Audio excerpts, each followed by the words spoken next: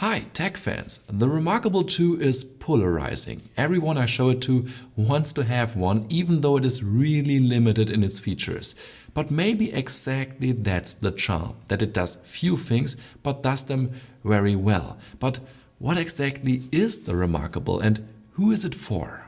reMarkable, that is maybe the most fitting product name in history. It is the thinnest tech product I ever held, barely thicker than its USB-C port and because of that very light. But it does not feel cheap in hand. The opposite is the case. Thanks to the aluminum frame and both-sided matte glass, it's sturdy and premium. 4.7mm, that is so thin that it needs rubber feet on its back, and because of them it won't move on a table and it is easy to pick up. It is truly remarkable that that little space contains a display, processor, storage, RAM and a 3000 mAh battery. And that battery lasts forever. About 2 weeks, sometimes more, sometimes less. It's really uplifting not to think about battery life. But what is the reMarkable 2? Is it a tablet? Is it a drawing board? Is it an ebook reader?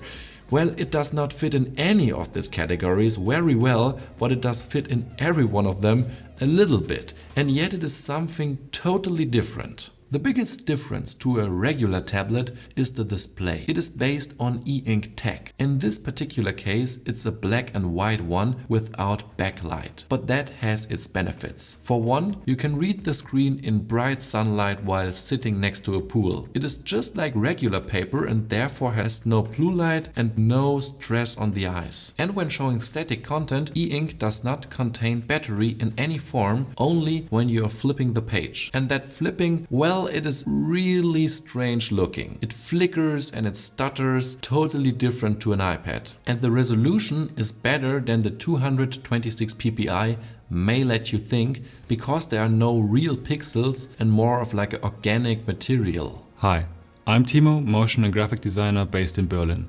I used the reMarkable 2 for over a month now and I have to say I liked it very much. I used it mainly to scribble out ideas and just to sketch a little bit. The display is with its 10.2 inches comparable to the iPad. There are two pencils, one with an eraser at the end and one without. None of them contain a battery, you only have to change the tip once in a while. Even though it's not as fast as the iPad, I would still prefer it every day.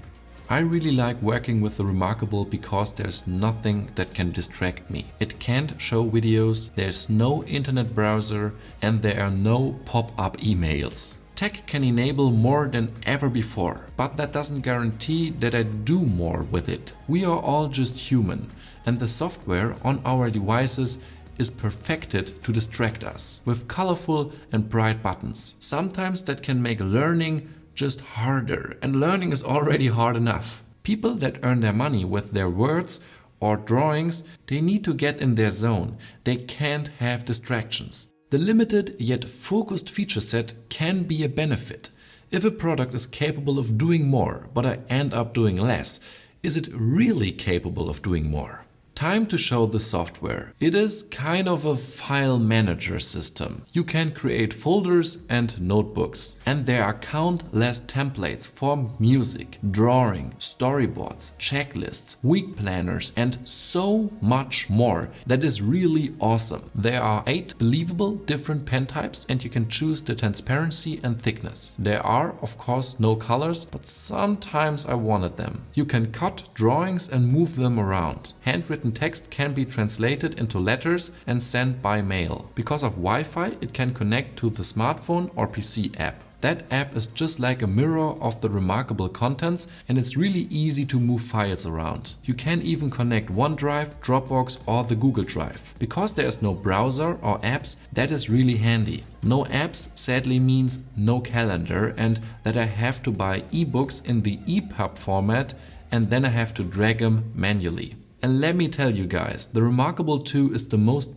premium, best ebook reader I ever had in front of my eyes. It's the first one I would prefer over a real book. Light, thin and so big that I don't have to turn pages all the time. Now let's talk about value and I have to mention the new subscription service. It is called Connect and contains the following features: unlimited cloud storage, handwriting conversion, screen share, third-party cloud integration, and an extended warranty. In the past, all of these features were free, and for existing customers like me, they still are. Connect is $8 a month, and when you sign it, just when you buy the reMarkable, it is $100 cheaper, so $299. You don't have to use Connect, and you still can cancel it every month, but still, it is kind of strange, and I think $2 a month would have been enough. So all things considered, the reMarkable 2 with pencil and case is just below $500, comparable to the cheapest iPad with Apple Pencil, and that thing is technically capable of replacing a PC, and the reMarkable is clearly not capable of doing that. But it doesn't want to. It is tech that doesn't feel like tech, and for few people is just the right thing. I really like to have one, I would miss it if I would ever lose it, and I really think it's a great device. But yet I also think it's just a little bit too pricey.